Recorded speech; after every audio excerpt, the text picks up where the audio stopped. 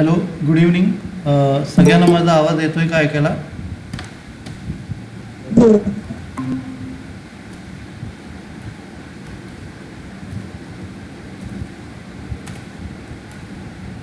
Okay, तर आपण lecture start करूया. मी तुम्हाला प्रॉब्लेम ग्रुपवर पाठवतो.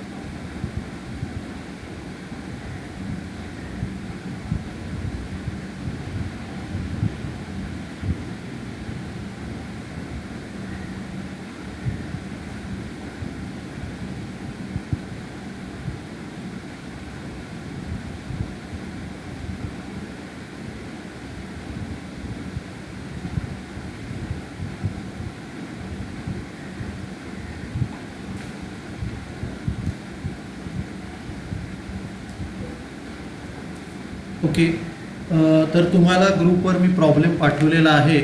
आता आपण तो सॉल्व करूया. आता हा जो प्रॉब्लेम आहे ना, आता मागच्या प्रॉब्लेममध्ये आपण फक्त रिकन्सिलेशनचं स्टेटमेंट बनवलं होतं आणि त्याचं वर्किंग केलं होतं. आता हा जो प्रॉब्लेम आहे ना, या प्रॉब्लेममध्ये तुम्हाला कॉस्ट शीट पण बनवायची आहे आणि रिकन्सिलेशनचं स्टेटमेंट पण बनवायचं आहे. तर या प्रॉब्लेममध्ये तुम्हाला प्रॉफिट अँड लॉस अकाउंट दिलेला आहे आणि त्याच्या खाली ॲडजस्टमेंट दिलेले आहे.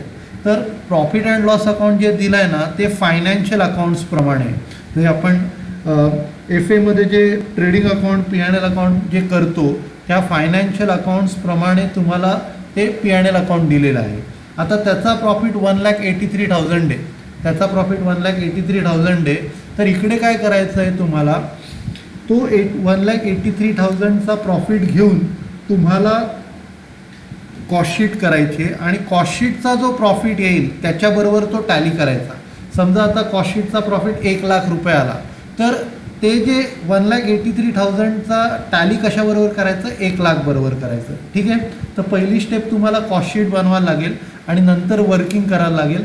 वर्किंग झाल्यानंतर रिकन्सिलेशनचं स्टेटमेंट करावं लागेल. आता मी प्रॉब्लेम वाचतो. हा जो प्रॉब्लेम आहे, following is the summarise profit and loss account of XYZ industries for the year ended 31 March. तर तुम्हाला प्रॉफिट अँड लॉस अकाउंट दिलेलं आहे. त्याच्यात तुम्हाला रॉ मटेरियल कन्झ्युम दिलं आहे, वेजेस दिलं आहे, factory expenses paid, add outstanding, नंतर administrative rates, selling and distribution overheads, interest on loan, income tax आणि नेट प्रॉफिट दिलेलं आहे. नंतर सेल्स दिलेत. सेल्सचे युनिट्स 12,000 आहेत. क्लोजिंग स्टॉकचे युनिट्स तुम्हाला 3,000 दिलं आहे. नंतर इंटरेस्ट ऑन सेक्युरिटीज आणि प्रॉफिट अँड लॉस अकाउंट. तर या प्रॉब्लेममध्ये interest on loan, income tax हे डेबिटचे आयटेम आणि इंटरेस्ट ऑन सेक्युरिटीज आणि profit on sale of asset हे क्रेडिटचे आयटम हे कॉस्ट शीटमध्ये येत नाहीत. त्याच्यानंतर the cost accounting record for the above period showed the following. आता ह्या ज्या ॲडजस्टमेंट दिल्या आहेत त्याच्याप्रमाणे तुम्हाला कॉस्ट शीट बनवायची आहे. तर इकडे मटेरियल कन्झ्युम ॲट, एक मिनिट जरा, आहे डायरेक्ट वेजेसचा रेट 6 पकडायचा आहे. नंतर फॅक्टरी ओव्हरहेड्स हे प्राईम कॉस्टच्या 25% आहेत. नंतर ॲडमिनिस्ट्रेटिव्ह ओव्हरहेड्स हे 5 रुपये पर युनिट आहे, म्हणजे जेवढे युनिट्स प्रोड्यूस केलेत त्याचे 5ने मल्टिप्लाय करायचं. आणि सेलिंग अँड डिस्ट्रीब्युशन ओव्हरहेड्स हे 7 रुपयाचा रेट आहे.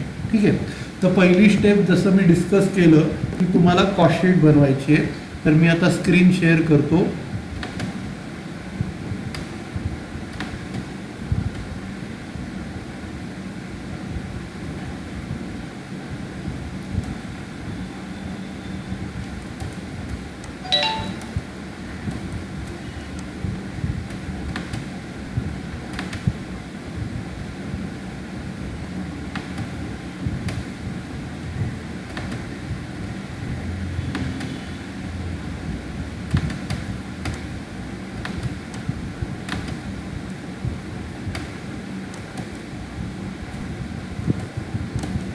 ओके, तर सगळ्यांना स्क्रीन दिसते का?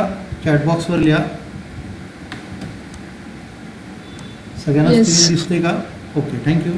तर आपण प्रॉब्लेम स्टार्ट करूया. तर पहिली स्टेप आपल्याला कॉस्ट शीट बनवायची आहे. हा मनन पब्लिकेशनचा 20वा प्रॉब्लेम आहे.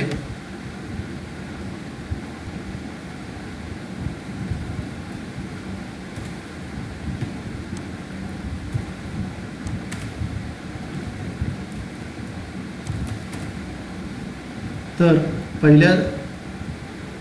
सगळ्यात पहिल्यांदा आपण कॉस्ट शीटचं हेडिंग टाकूया.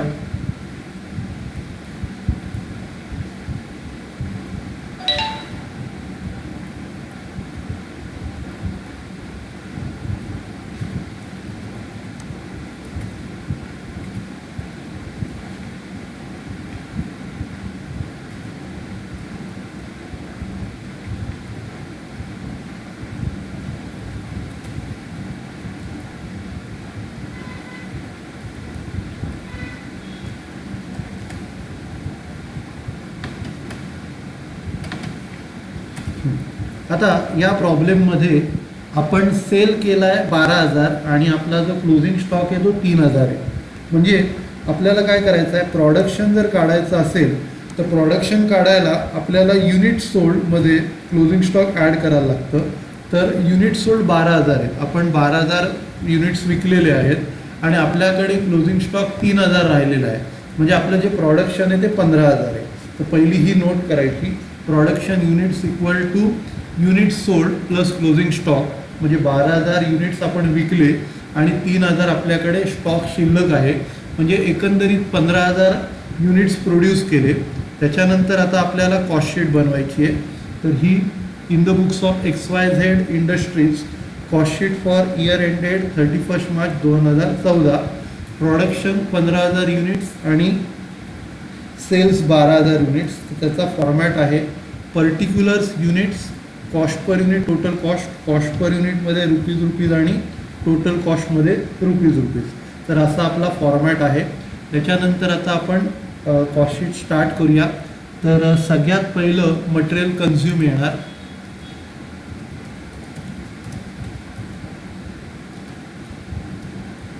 मटेरियल कन्झ्युममध्ये युनिट्स आपले 15,000 येणार आणि त्याचा जो रेट आहे तो 10 येणार.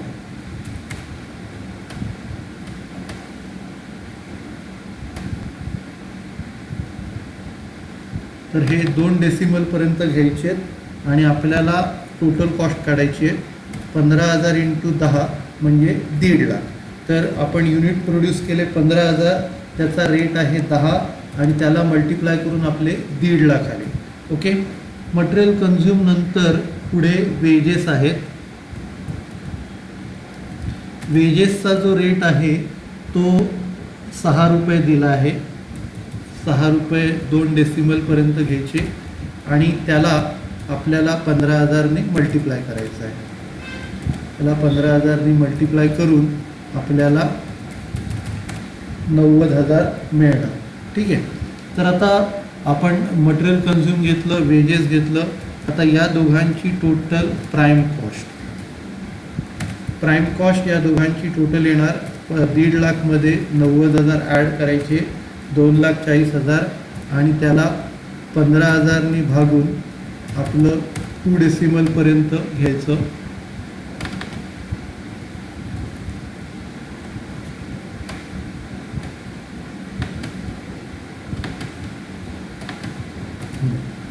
ही प्राईम कॉस्ट आली. आता त्याच्यात आपल्याला फॅक्टरी ओव्हरहेड्स ॲड करायचे. Add factory overheads.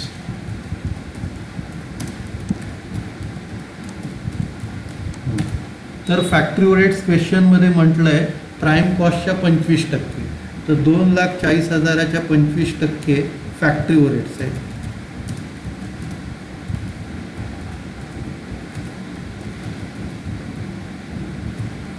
$2,40,000चे 25% factory overheads आहेत आणि त्याला 15,000ने भागायचं. ओके, तर आपण प्राईम कॉस्ट काढले, त्याच्यानंतर फॅक्टरी ओव्हरहेड्स त्यांनी सांगितलं 25% ती अमाऊंट काढली. आता ती ॲड करून आपल्याला फॅक्टरी कॉस्ट मिळणार. ती ॲड करून आपल्याला फॅक्टरी कॉस्ट मिळणार.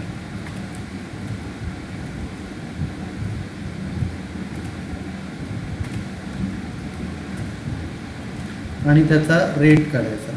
ठीक आहे, तर हे आपण क्लोज करूया.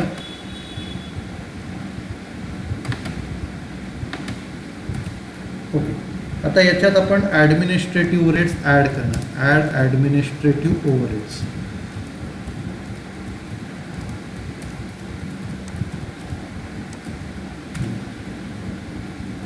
तर ॲडमिनिस्ट्रेटिव्ह ओव्हरहेड्स त्यांनी क्वेश्चनमध्ये म्हटलं आहे 5 पर युनिट, म्हणजे 5 रुपयाचा रेट आहे. तर आपण काय करणार, 5 आणि 16,000 मल्टिप्लाय करणार. तर 5 अप टू 2 डेसिमल त्याला आपण 15,000 मल्टिप्लाय करणार. आणि इकडे अमाऊंट आली ॲडमिनिस्ट्रेटिव्ह ओव्हरहेडची, आणि ते ॲड करून आपल्याला कॉस्ट ऑफ प्रोडक्शन मिळणार.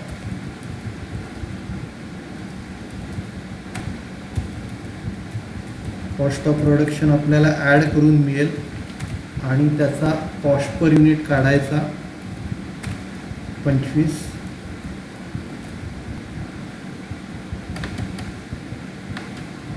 ओके, कॉस्ट ऑफ प्रोडक्शन झाल्यानंतर याच्यात आपल्याला selling and distribution overheads add करायचे.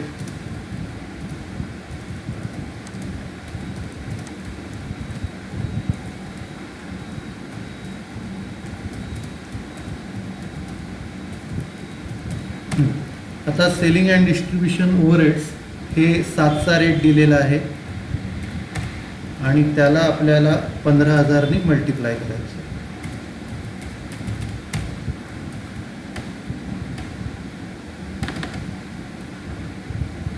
एक मिनटं, कॉस्ट ऑफ प्रोडक्शन नंतर आपल्याला क्लोजिंग स्टॉक मायनस करायला पाहिजे. आधी सेलिंग ओव्हरहेड्स नाही करायचं, closing stock of finish goods minus करायला पाहिजे.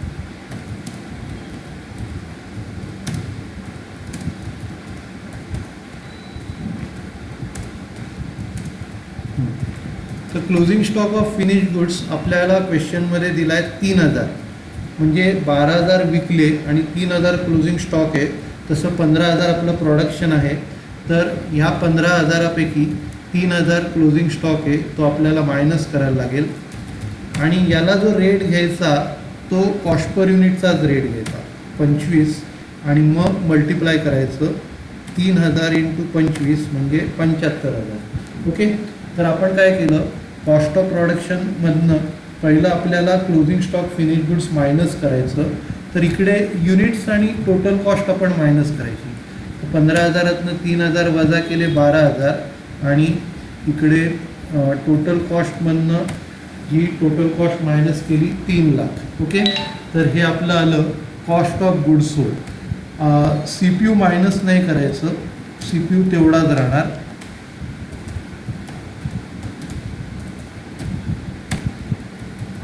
CPUची व्हॅल्यू तेवढीच राहणार, 25 राहणार. आणि मग हे क्लोज करायचं. ओके, आता क्लोजिंग स्टॉक मायनस केल्यानंतर मग selling and distribution overheads add करायचं.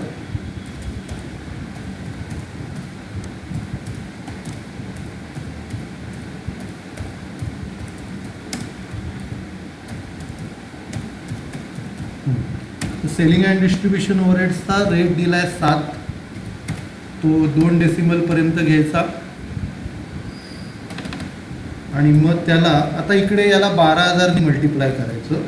7ला 12,000 मल्टिप्लाय करायचं, म्हणजे कॉस्ट ऑफ गुड सोल्ड झाल्यानंतर आपल्याला इथे जे युनिट्स दिसतात त्यांनी मल्टिप्लाय करायचं, आणि त्याच्या अगोदर रॉ मटेरियल कन्झ्युमच्या समोर जे युनिट्स दिसतात त्यांनी त्याला मल्टिप्लाय करायचं.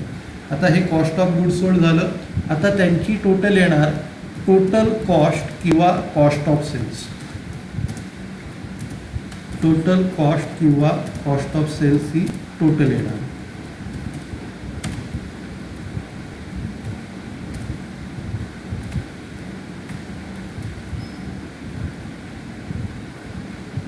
तर त्याला आपण 12,000 डिवाइड करायचं किंवा टोटल घ्यायची. अप टू 2 डेसिमल्सपर्यंत आपल्याला ते घ्यायचं आहे. ठीक आहे. तर हे टोटल कॉस्ट किंवा कॉस्ट ऑफ सेल्स आलं. क्लोज करायचं. आता त्या टोटल कॉस्टमध्ये आपल्याला प्रॉफिट ॲड करायचं आहे. प्रॉफिट ॲड करून आपल्याला सेलची व्हॅल्यू मिळेल.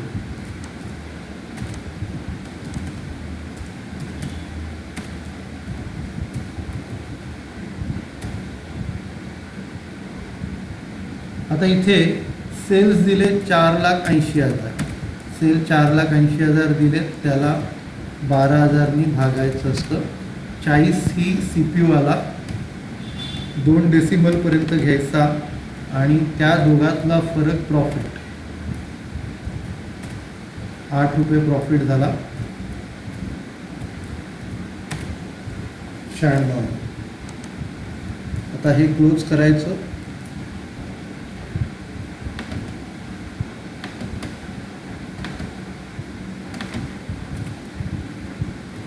ओके. तर आता पहिली स्टेप ही कॉस्टशीट आपण बनवली. आता कॉस्टशीट झाल्यानंतर आपल्याला वर्किंग बनवायचं आहे. आता आपल्याला इथे काय करायचं आहे की आपलं कॉस्टशीटचं उत्तर 96,000 आहे आणि प्रॉफिट अँड लॉस अकाउंटचं उत्तर 1,83,000 आहे. तर 1,83,000ला आपल्याला काय करायचं आहे, हे 96,000 बरोबर टॅली करायचं आहे. जे P&L अकाउंटमध्ये 1,83,000 आहे त्याला 96,000 बरोबर आपल्याला काय करायचं आहे, टॅली करायचं आहे. तर आपल्याला पहिली वर्किंग नोट करायला लागेल. वर्किंग नोटमध्ये फायनान्शियलकडनं आपण ठीक आहे, आपण बरेच प्रॉब्लेम फायनान्शियलपासून स्टार्ट करून कॉस्टिंगला संपवले. आता आपण उलटं करूया. आपण एक कॉस्टिंगपासून स्टार्ट करूया. कॉस्टिंगपासून स्टार्ट करूया आणि फायनान्शियलला एंड करूया. त्या पण प्रॉब्लेमची प्रॅक्टिस आपल्याला व्हायला पाहिजे. तर आपण तीशी नोट करूया. तर इकडे आपला जो दुसरा कॉलम असेल तो कॉस्टिंगचा असेल. पहिला पर्टिक्युलर्सचा कॉलम, दुसरा कॉस्टिंगचा कॉलम. पर्टिक्युलर्स, कॉस्टिंग, फायनान्शियल आणि डिफरन्स असं आपण करूया. ठीक आहे. तर आपण स्टार्ट करूया. तर सगळ्यात पहिलं रॉ मटेरियल कन्झ्युम. आता जे रॉ मटेरियल कन्झ्युम्ड आहे ते कॉस्टिंगमध्ये 1.5 लाख आहे. रॉ मटेरियल कन्झ्युम कॉस्टिंगमध्ये 1.5 लाख आहे आणि फायनान्शियलमध्ये 2 लाख आहे. 1.5 लाख कॉस्टिंगमध्ये, फायनान्शियल 2 लाख. हा फरक मायनसमध्ये येतो आहे, म्हणजे हे मायनस करायला लागेल. -50,000. ठीक आहे. तर आपण काय करतो आहे, कॉस्टिंगपासून सुरुवात करतो आहे आणि फायनान्शियलला एंड करतो आहे. मटेरियल कन्झ्युमची कॉस्टिंगची व्हॅल्यू 1.5 लाख आहे, फायनान्शियलची 2 लाख आहे. त्याचा जो फरक आहे तो -50,000 असा येतो.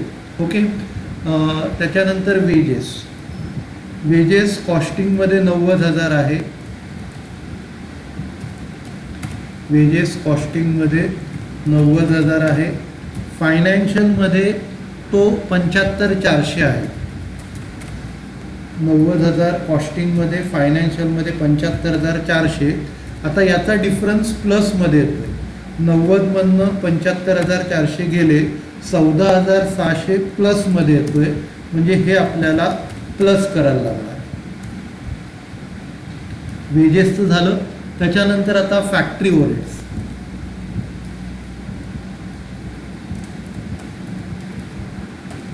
फॅक्टरी ओव्हरहेड्सची कॉस्टिंगची जी व्हॅल्यू आहे, फॅक्टरी ओव्हरहेड्सची कॉस्टिंगची व्हॅल्यू 60,000 आहे आणि फायनान्शियलची व्हॅल्यू आहे 54,600. ओके. तर इकडे पण आपलं डिफरन्स प्लसमध्ये येतो आहे. 60,000तनं 54,600 गेले, आपला डिफरन्स प्लसमध्ये येतो. तर तो डिफरन्स आहे +5,400. +5,400 हा फरक आहे. फॅक्टरी ओव्हरहेड झालं. फॅक्टरी ओव्हरहेड्स नंतर पुढचं आहे ॲडमिनिस्ट्रेटिव्ह ओव्हरहेड्स.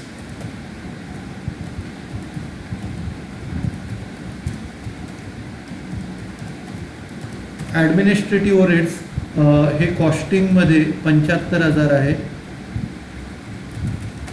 आणि फायनान्शियलमध्ये ॲडमिनिस्ट्रेटिव्ह ओव्हरहेड्स हे 52,500. याचा पण डिफरन्स पॉझिटिव्ह आहे. 22,500 22,500 आपण प्लस करूया.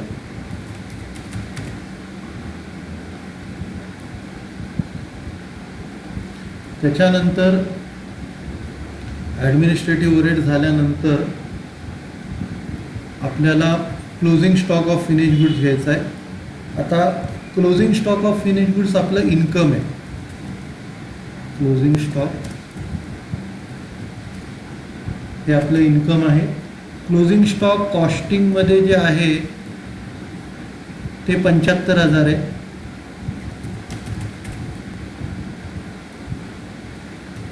आणि प्रॉफिट अँड लॉस अकाउंटमध्ये 66,000 आहे. आता याचा डिफरन्स आपला पॉझिटिव्ह येतोय, पण तो घ्यायचा निगेटिव्ह, कारण ते इन्कम आहे. इन्कम आहे तर उलटं करायचं, आपल्याला तो निगेटिव्हमध्ये घ्यायचा आहे.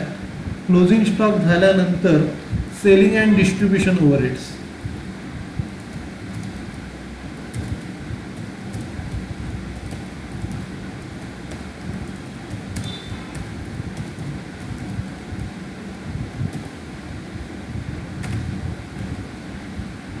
सेलिंग अँड डिस्ट्रीब्युशन ओव्हरहेड जे आहे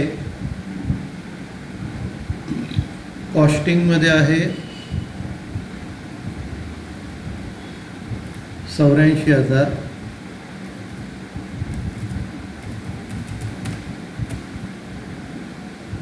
आणि फायनान्शियलमध्ये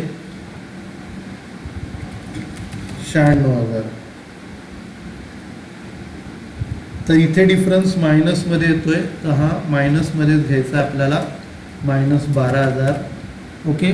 आता आपल्याला प्रॉफिट कम्पेअर करायची गरज नाही, सेल्स तेवढेच आहेत. ज्या अमाऊंट सेम असतील त्या कम्पेअर करायची गरज नाही. सेल्सची अमाऊंट P&Lमध्ये आणि कॉस्टशीटमध्ये दोन्हीकडे सेम आहे, तर ती घ्यायची गरज नाही आपल्याला. आता मेन 4 आयटम्स आपल्याला घ्यायचे जे फक्त P&Lमध्ये आलेले आहेत. पहिलं म्हणजे इंटरेस्ट ऑन लोन.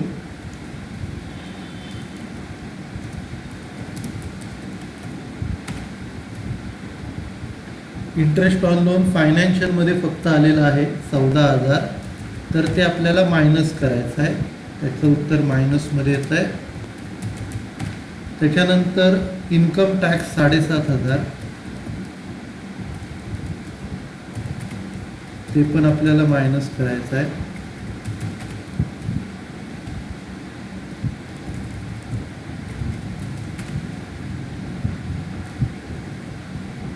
नंतर इंटरेस्ट ऑन सिक्युरिटीज.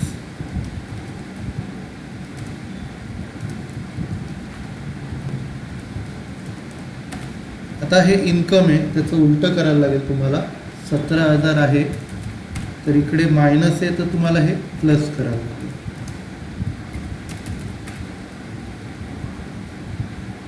नंतर profit on sale of asset 1,20,000.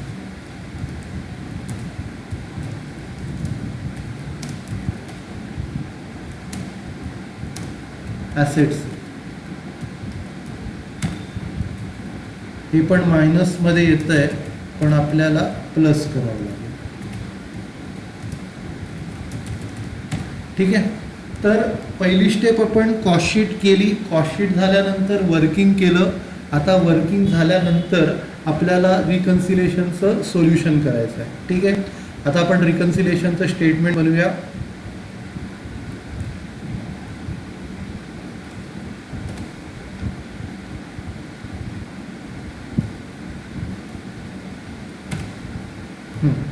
आता आपण सुरुवात करणार आहोत costing रेकॉर्ड्सपासून.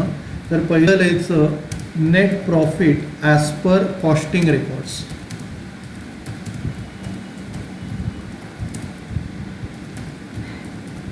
Net profit as per costing records, आणि त्याची व्हॅल्यू आपण काढलेली आहे 96,000. तर तिथपासून आपण स्टार्ट करूया. आता ही आल्यानंतर आता आपल्याला ॲड करायचं आहे. आता इथे ॲड काय काय करायचं आहे. ॲडमध्ये wages, factory overheads, administrative overheads, interest on securities आणि profit on sale of asset, या 5 गोष्टी आपल्याला ॲड करायच्या आहेत. तर पहिलं वेजेस. वेजेस कॉस्टिंगमध्ये जास्त आहे, तर आपण लिहिणार over absorption. Over absorption of wedges 14,600.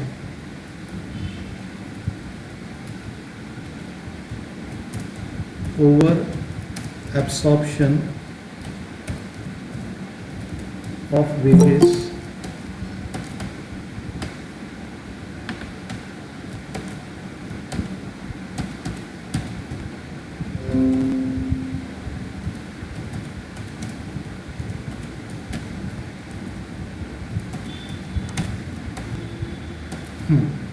तर आपण इथे काय लिहिणार, ओव्हर ॲब्सॉर्प्शन ऑफ वेजेस असं आपण लिहिणार आणि त्याची जी व्हॅल्यू आहे 14,600 आपण लिहिणार.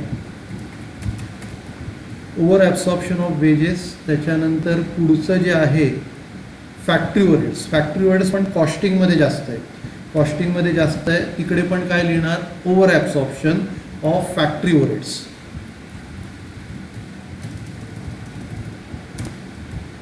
Over absorption of factory overheads.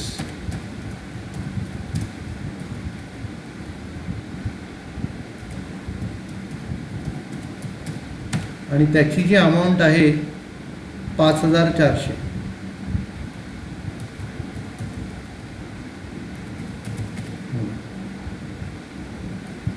त्याच्या पुढे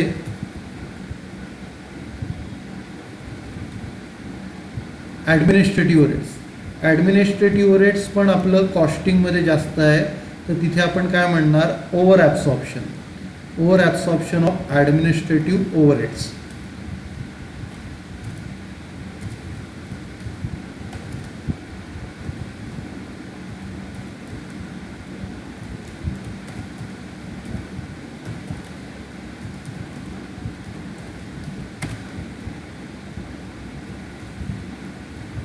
त्याची व्हॅल्यू आहे 22,500.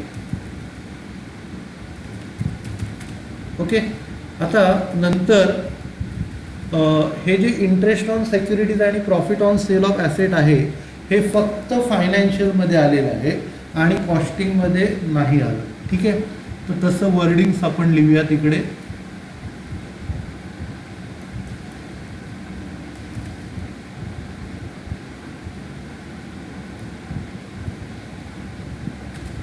तर पहिलं जे आहे, interest on securities recorded in financial records but not in costing records.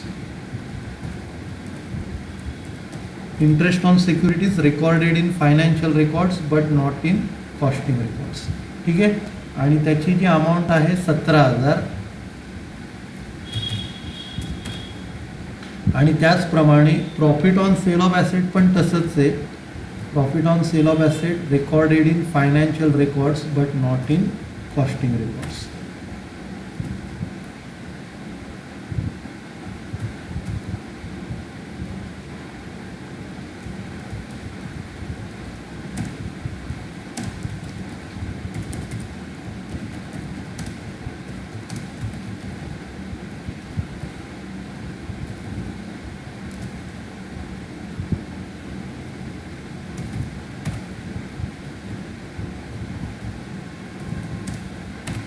Okay. आणि त्याची जी व्हॅल्यू आहे 1,20,000.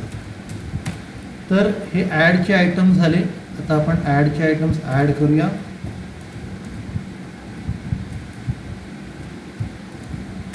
टोटल आली 179,500. आता ही अमाऊंट आपण ॲड करूया.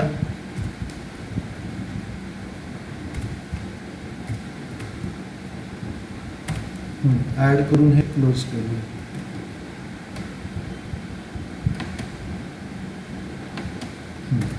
आता हे ॲड झाल्यानंतर इकडे लेसमध्ये आता लेसमध्ये आपल्याला 5 आयटम घ्यायचे आहेत. मटेरियल कन्झ्यूम, नंतर closing stock, selling and distribution overheads, interest on loan आणि इन्कम टॅक्स. हे 5 आयटम घ्यायचे आहेत. तर पहिलं मटेरियल कन्झ्यूम कॉस्टिंगमध्ये कमी आहे, तर तिकडे अंडर शब्द वापरणार. Under absorption of material consume. तर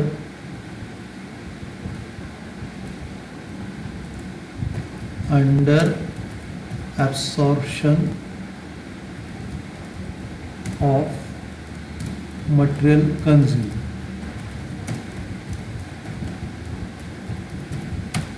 आणि त्याची व्हॅल्यू आहे 50,000.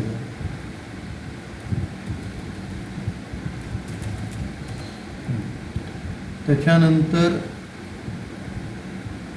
Closing stock. आता क्लोजिंग स्टॉक हा कॉस्टिंगमध्ये जास्त आहे, तर त्याला म्हणायचं ओव्हर, आणि हे स्टॉक आहे म्हणजे व्हॅल्युएशन, तर over valuation of closing stock. Over valuation of closing stock 9,000.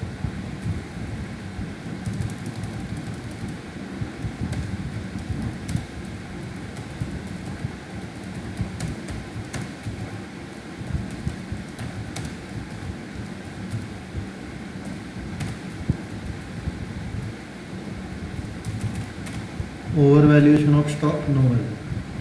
पुढे selling and distribution overheads. Selling and distribution overheads कॉस्टिंगमध्ये कमी आहे, तर त्याला अंडर शब्द द्यायचा. Under absorption of selling and distribution overheads. Under absorption of selling and distribution overheads.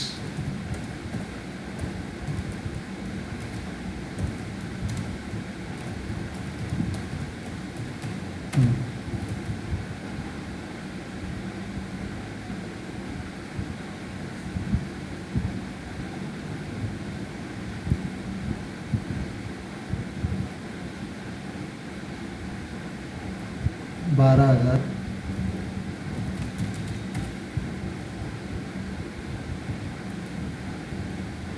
त्याच्यानंतर interest on loan आणि income tax,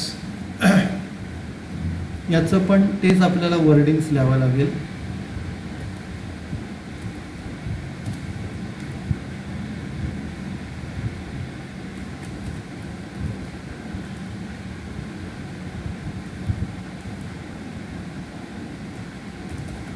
interest on loan recorded in financial records, not recorded in costing records. तर interest on लोनची amount आहे 14,000 आणि income टॅक्सला पण तेच लिहावं लागेल आपल्याला.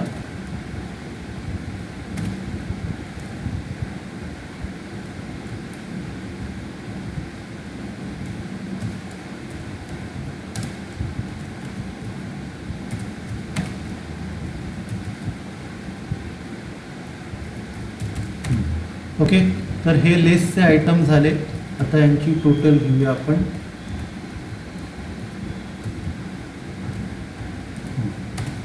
यांची टोटल 90 to 500. आता 90 to 500 हे वरच्या टोटलमधनं मायनस करूया.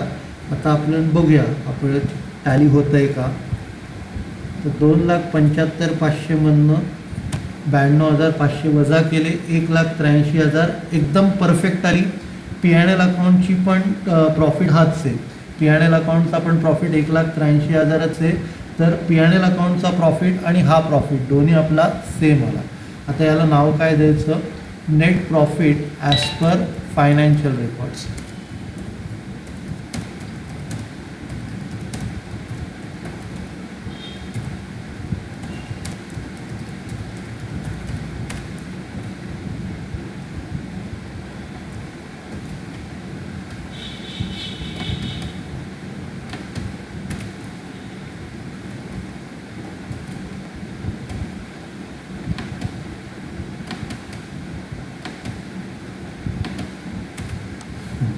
ओके, तर हे आपलं झालं.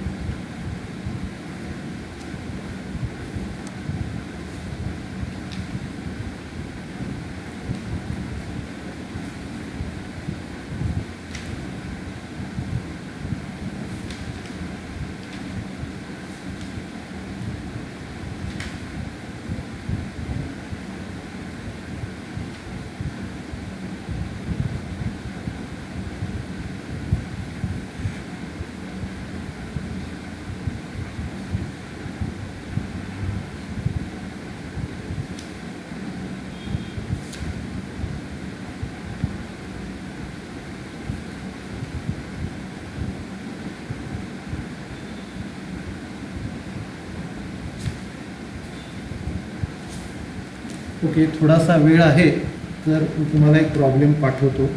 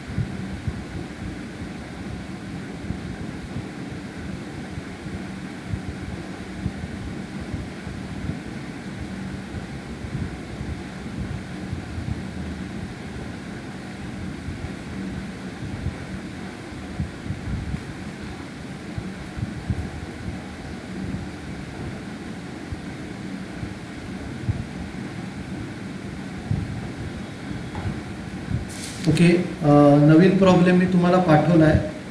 हा प्रॉब्लेम पण आत्ता केला तसाच आहे, तर आपण आता सॉल्व करूया. ओके, तर हा जो प्रॉब्लेम आहे मी फक्त वाचतो, मग आपण संपूया लेक्चर.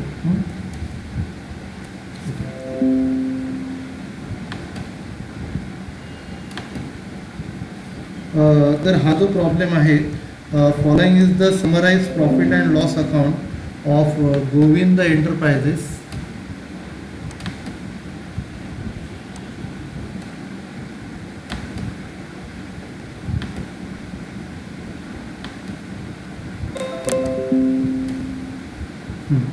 तर हा जो प्रॉब्लेम आहे हा गोविंद इंडस्ट्रीजचा दिला आहे. त्याच्यात direct material, wages, factory overheads, office overheads, selling and distribution overheads, interest on loan, income tax मगासारखेच आयटम आहेत. आणि सेल्स 6,000 दिला आहे, क्लोजिंग स्टॉक 1,500 दिला आहे, इंटरेस्ट ऑन इन्व्हेस्टमेंट आणि profit on sale of furniture. बाकी डायरेक्ट मटेरियल 5चा रेट आहे, डायरेक्ट वेजेस 6चा रेट आहे, फॅक्टरी ओव्हरहेड्स 25% कंबाईन कॉस्ट म्हणजे प्राईम कॉस्टचे, administrative overheads 2.5, selling and distribution overheads 3.5. ठीक आहे, आपण पुढच्या लेक्चरला सॉल्व करूया. सगळ्यांना थँक्यू. आपण लेक्चर संपूया.